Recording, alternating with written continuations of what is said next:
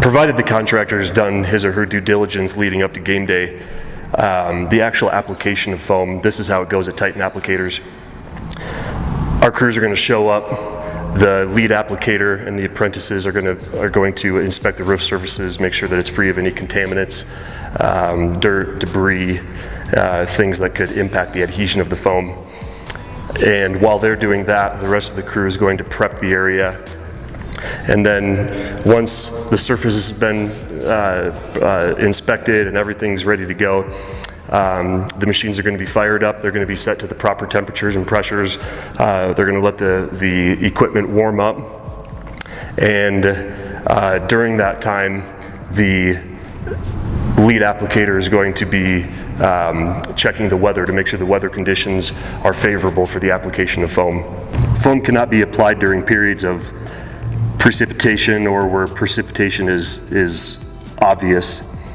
The ambient temperature typically has to be above 50 degrees, and the ambient humidity must be monitored before and during the application, and we actually require our applicators to check that every hour, along with the wind speeds. And we have our variables that if we fall out of those, we will shut down to help control the risks for ourselves, and also to cover the risks of the building owner as well.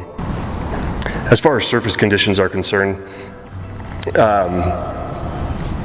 a roof might not feel wet to the touch. Obviously, we would have done our due diligence to check for moisture underneath the substrate that we're spraying onto.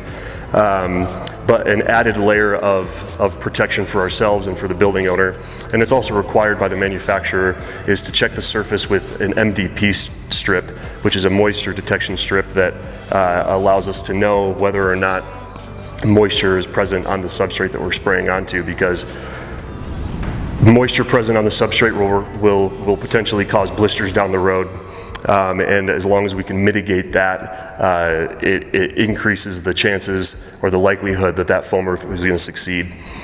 Once all of our quality assurances have been checked and all the boxes have been checked in the right spot, our foam applicators are going to start building up foam in areas where the roof might need a little extra slope or taper down to the proper drain, and they're going to make passes from one side to the other, working their way back and forth, bringing foams up to the proper depths that we've bid the job for.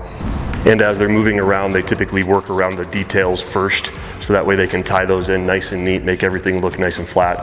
And once the foam's been brought to depth, all the slopes have been confirmed, that's when we cover the foam up and protect it from the harmful ultraviolet light. We personally like foam and gravel roofs. That entails coating all of the detail work prior to the application of crushed gravel over the top of the main flat portions of the roof.